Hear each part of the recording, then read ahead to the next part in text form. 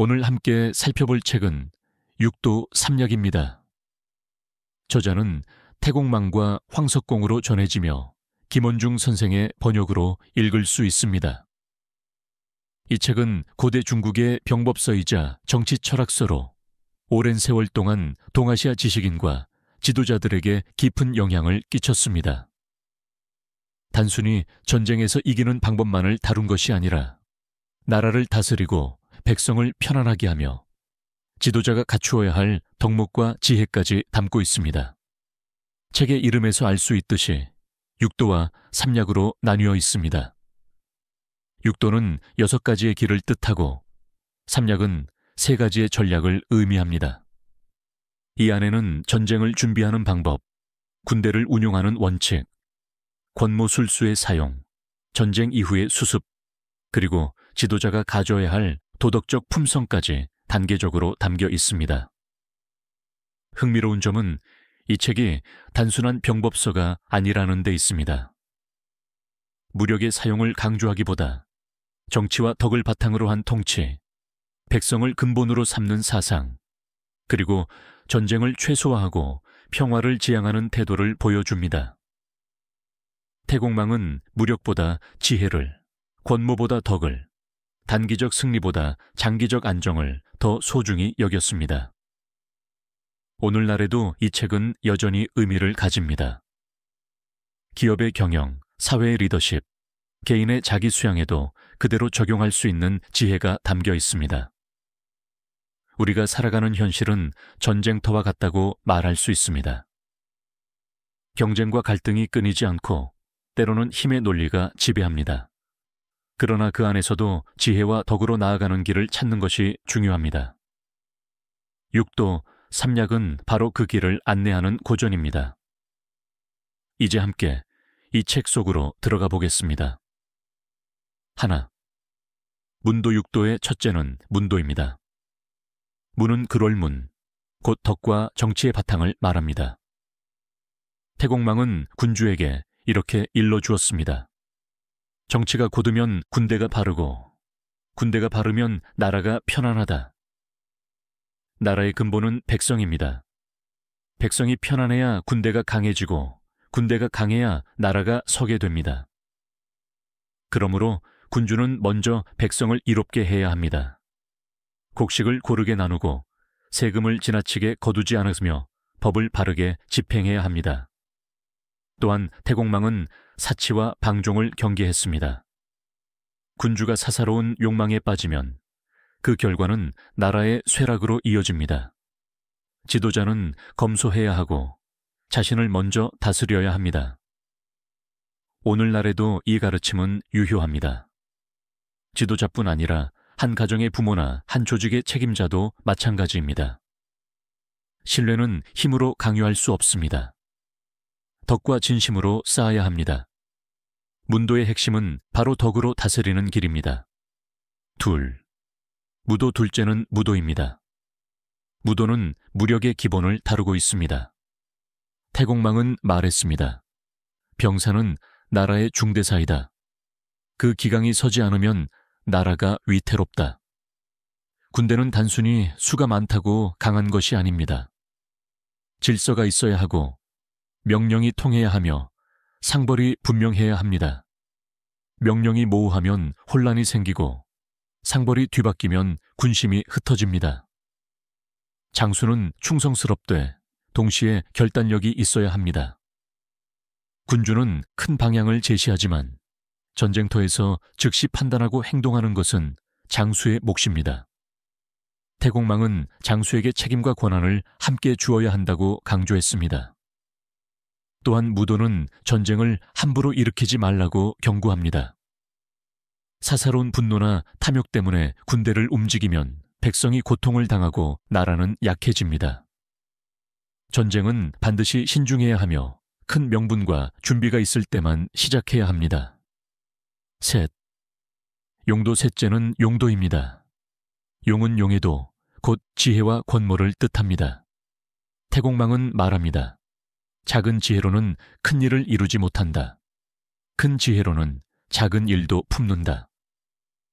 용도에서는 상황을 꿰뚫는 지혜와 권모술수를 다룹니다. 전쟁은 단순한 힘겨루기가 아닙니다. 상대의 마음을 읽고 환경을 살피며 허와 실을 구분하는 지혜가 필요합니다. 예컨대 군사를 적게 가지고도 큰 성과를 올리는 방법 혹은 전쟁을 하지 않고도 승리하는 길이 바로 용도의 영역입니다. 이는 단순한 꾀가 아니라 음양의 변화를 살피고 전체의 흐름을 읽는 큰 지혜입니다. 오늘날 우리의 삶에서도 마찬가지입니다. 힘으로만 밀어붙이기보다 상황을 읽고 타인의 마음을 살피는 것이 더 큰 결과를 만듭니다. 용도는 권모술수를 넘어서 지혜로서 길을 여는 도라고 할 수 있습니다. 넷, 호도 네 번째는 호도입니다. 호는 호랑이, 곧 용맹과 전투를 뜻합니다.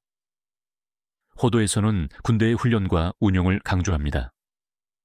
병사는 나라의 기둥이므로 반드시 잘 길러야 합니다.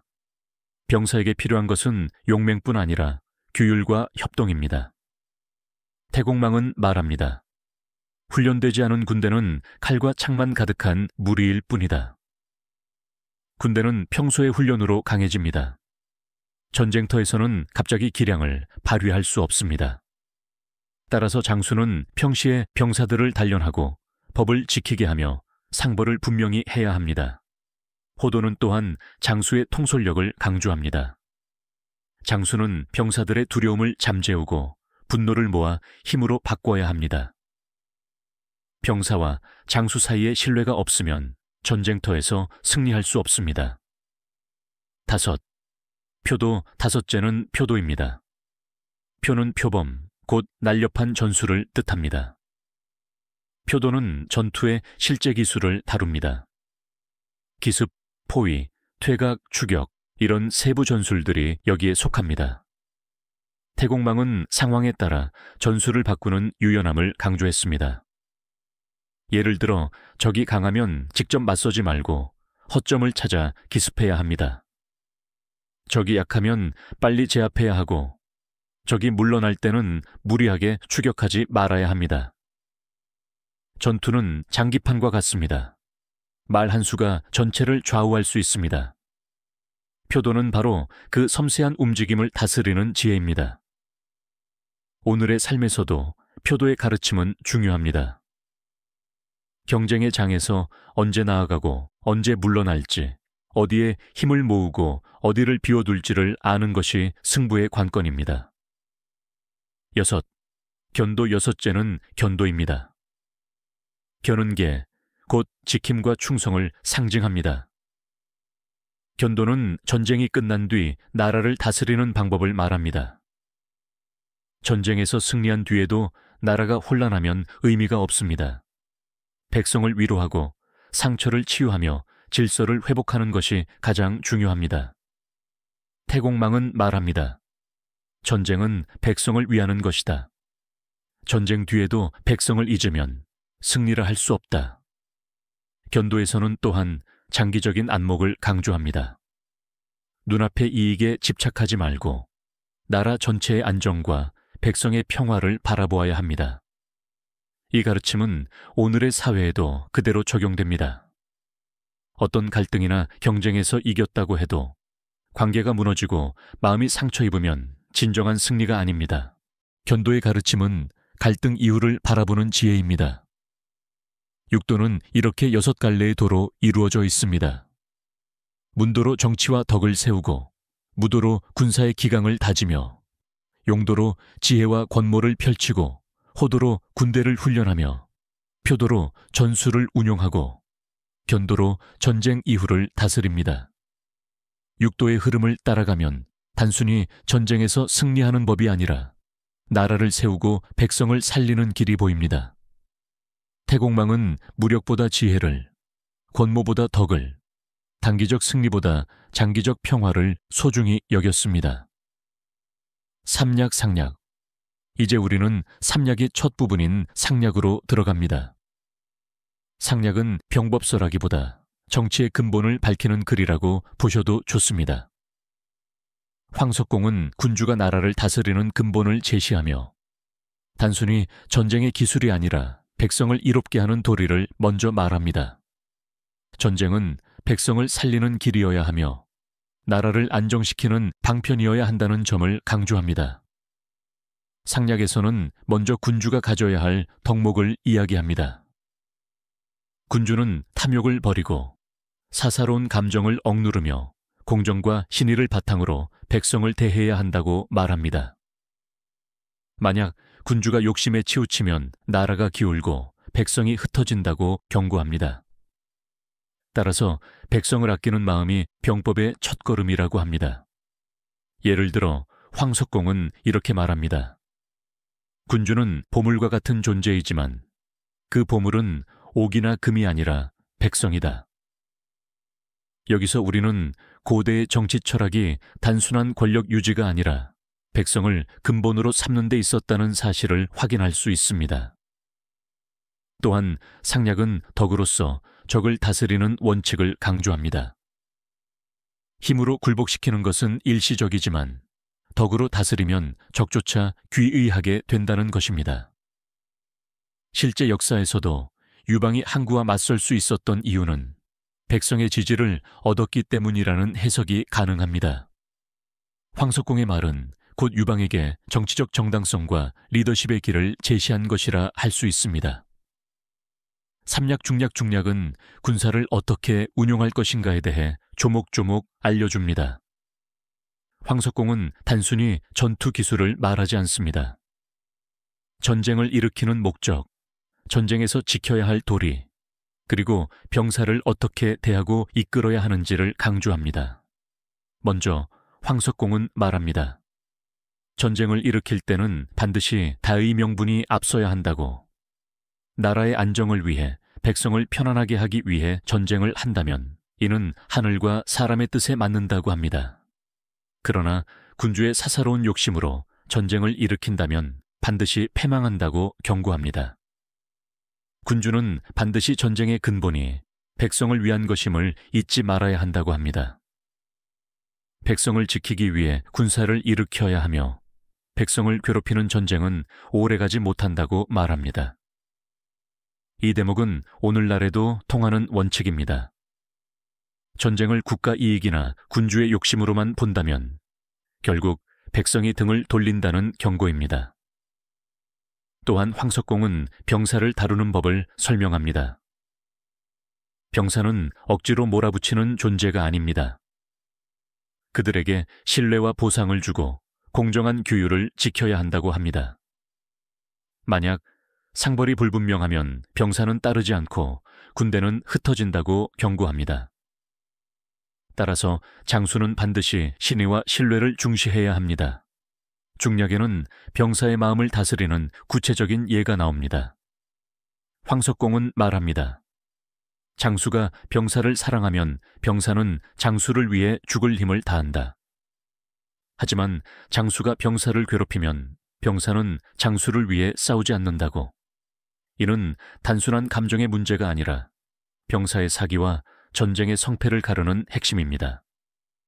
그리고 또 하나 중요한 원칙이 나옵니다. 바로 용병의 지혜입니다. 황석공은 말합니다. 무조건 많은 병사를 동원한다고 해서 이기는 것이 아니라고. 지형을 살피고 적의 약점을 꿰뚫으며 병력을 적재적소에 배치해야 한다고. 즉, 전쟁은 숫자가 아니라 운용의 예술이라는 것입니다. 예를 들어 황석공은 이렇게 강조합니다. 장수가 병사를 쓰되 마치 장인이 도구를 쓰듯 해야 한다고. 망치가 필요한 곳에 망치를 쓰고 바늘이 필요한 곳에 바늘을 쓰듯 병사도 알맞은 자리에 배치해야 한다고 합니다. 이 원칙은 단순해 보이지만 실제 전쟁에서는 가장 어려운 문제입니다. 장수가 병사의 특성과 상황을 모른다면 아무리 많은 병력이 있어도 무용지물이라는 것입니다. 또한 중략에서는 기만과 지혜의 중요성이 언급됩니다. 황석공은 말합니다. 전쟁은 속이는 것이 기본이라고. 적이 강할 때는 약한 척하고 적이 방심할 때는 강하게 나아가야 한다고.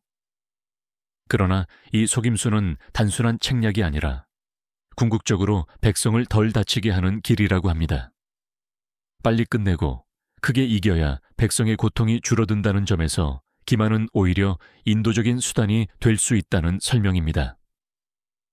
결국 중략은 이렇게 요약할 수 있습니다.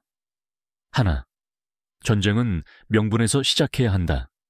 둘, 군사는 신뢰와 규율로 다스려야 한다. 셋, 병사는 도구처럼 적재적소에 배치해야 한다. 넷, 지혜와 기만을 활용하여 전쟁을 빠르게 끝내야 한다. 이 네 가지 원칙은 고대뿐 아니라 오늘날에도 깊은 울림을 줍니다. 조직 경영이나 인간관계에서도 공정한 명분, 신뢰의 리더십, 적재적소의 배치, 지혜로운 판단이 성공을 좌우하기 때문입니다. 삼략 하략은 장수의 마음가짐을 가장 먼저 강조합니다. 황석공은 말합니다. 장수는 반드시 욕심을 버려야 한다고. 권세에 집착하거나 공을 탐하는 장수는 군을 해치고 나라를 위태롭게 한다고 경고합니다. 장수는 늘 청렴해야 합니다. 재물을 탐하지 않고 사사로운 친분에 얽매이지 않으며 오직 공정과 정의를 따라야 합니다. 그렇지 않으면 병사의 신뢰를 잃고 백성의 마음도 멀어진다고 말합니다. 황석공은 또 이렇게 말합니다. 장수는 거울과 같다.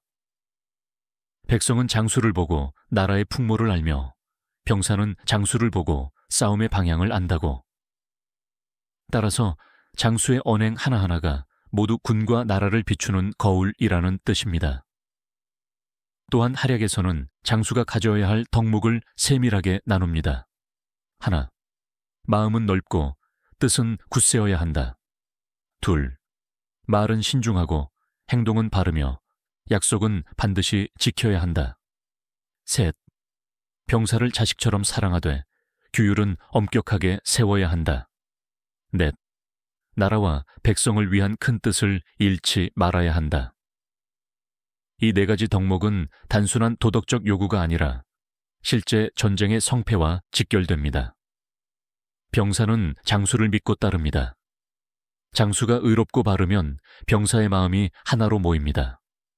그러나 장수가 사사롭고 탐욕스럽다면 병사의 힘은 흩어지고 전쟁은 반드시 패합니다. 하략에서는 특히 군주의 보조하라는 점을 강조합니다. 황석공은 장수가 단지 전쟁의 기술자에 머물러서는 안 된다고 말합니다. 장수는 군주를 바르게 이끌어야 하며 때로는 군주의 잘못을 바로잡아야 한다고까지 합니다. 군주가 어리석은 욕심에 빠질 때 장수가 곧은 말을 하지 않는다면 그 나라는 반드시 망한다고 경고합니다. 즉, 장수는 단순한 부하가 아니라 나라의 큰 기둥이라는 뜻입니다. 이 점에서 삼략은 매우 독특한 사상을 담고 있습니다.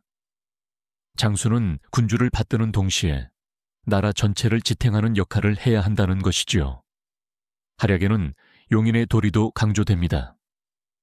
사람을 어떻게 써야 하는가, 이것이 장수의 큰 과제라고 합니다. 황석공은 말합니다.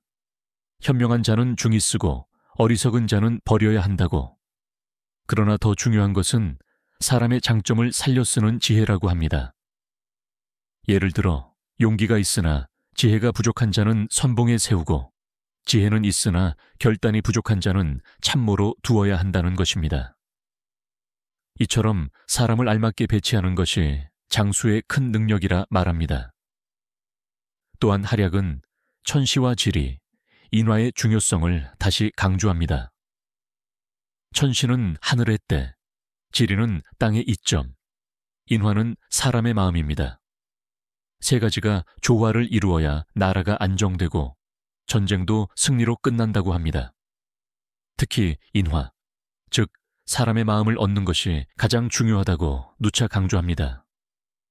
마지막으로 황석공은 이렇게 정리합니다.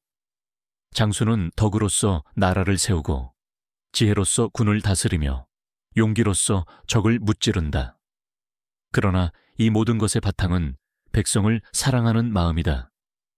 백성을 잃으면 나라는 망하고 백성을 얻으면 나라는 흥한다고. 상약에서는 정치와 덕을 말했습니다. 군주의 마음이 바르고 백성을 근본으로 삼을 때 나라가 안정된다고 했습니다. 중약에서는 전쟁의 명분과 병사의 운용을 말했습니다. 전쟁은 반드시 대의 명분이 있어야 하고 병사는 신뢰와 공정한 규율 속에서만 싸운다고 했습니다. 활약에서는 장수의 마음과 덕목을 말했습니다. 장수는 사사로움을 버리고 나라와 백성을 지키는 기둥이 되어야 한다고 했습니다.